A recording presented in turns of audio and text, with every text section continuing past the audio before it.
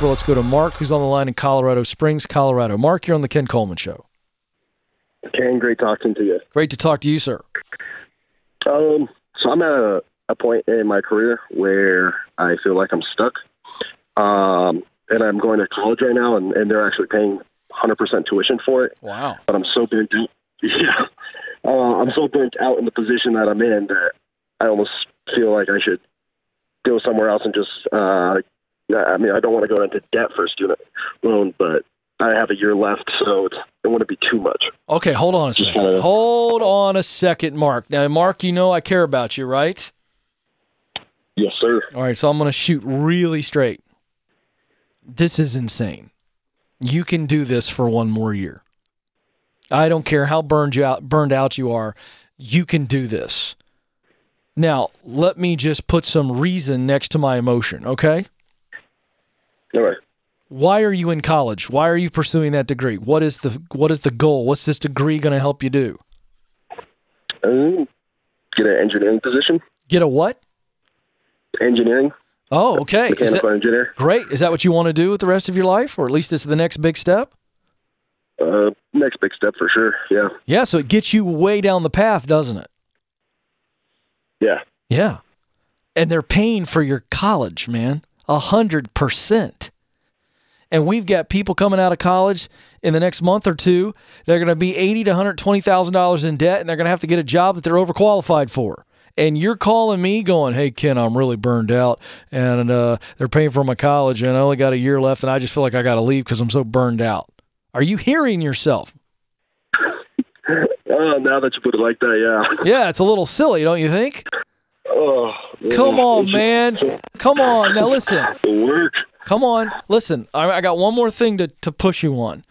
What is causing this burnout? Just name it. What is it? Why are you so burned out? Boredom. Okay. It's. What are you doing? What is the job? It's a dispatch job. Okay. Yeah, just basically sitting there, a scheduler, a glorified scheduler, if you will. Yeah, but Mark, how much stress is that job causing you right now? None other than that. I don't find any joy in it. No, that's not stress. Yeah. You have no stress. You're bored out of your mind. Be really honest. How many things could you do? How many other multitasking things could you do while you're sitting there doing that job? Quite a bit. Interesting. And still do a good job, correct? Right. So still be, okay. What could you be learning? Who could you be connecting with while you're sitting there rotting away and they're paying for your education? An education which, by the way, is going to put you way down the path towards the dream job, put you in the field and get you down there. What could you be doing besides sitting there going, I'm so miserable? Right. You see what I'm saying? Here's the deal, dude. Here's the deal. Look, I feel it. I'm having fun with you, but I'm trying to kind of break through what's going on in your head. You got to change your perspective. This boring dispatch job is paying for your next step into the future.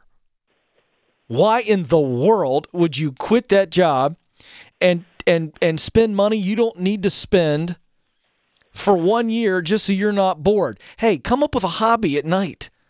How about reading some engineering books? How about listening to some engineering podcasts? How about thinking about, well, okay, now when I get this degree in a year from now, who do I need to be connecting with? Because the degree is just a degree. So what are some companies I'd love to intern for? What are some companies I'd like to work for? Who do I know that knows somebody that works at these engineering? How can I get an internship or a fellowship or something? I mean, you're so bored. Why don't you think about your future? And while you're thinking about your future, how about you just have a huge dose of gratitude? Every time you go, good gosh, I'd rather watch paint. Why don't you go, oh, but wait a second. I'm doing what I have to do so I can do what I want to do. And this company is paying for my degree. How blessed am I? And your answer better be, I'm crazy blessed. Shut up. I'm going to stop thinking about how bored I am and start thinking about how blessed I am. Am I right, my man? 100%. Now listen, I believe in you and you're going to get there. Don't you dare quit this job. You come up with another way to not be so bored, okay? But this job is positioning you beautifully. You need to just hang in there, okay? And you're going to look back on this and go, boy, I'm so glad I sacrificed for this boring job because it put me in position. Do you know how many goofy things I did when I started out hosting? Do you know that I spent a whole Saturday introducing balloon animal artists and clowns and mime artists and bad cloggers? Mark, are you with me? Yes, sir. I'm hearing you. Do you think that was fun for me? I don't think so. No. No. Sounds pretty crazy. It's pretty awful. Can I just tell you? But I did what I had to do just to get the opportunity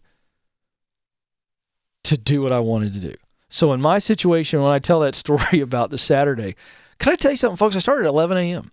Sewanee Day, Joe. It was Sewanee Day Festival. I volunteered for the position. I should have been forewarned when they were like, are you serious? You'll do this?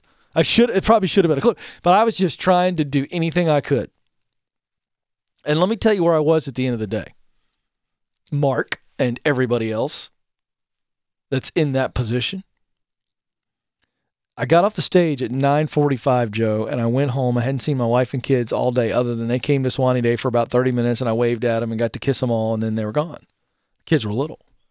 I got home at 9:45, and I'll never forget feeling so down. I was like, man, I just wasted a Saturday of my life hosting Sewanee Day and introducing balloon animal artists, and I wasn't with my wife and kids, and this didn't do anything to help my career at all. What is wrong with me?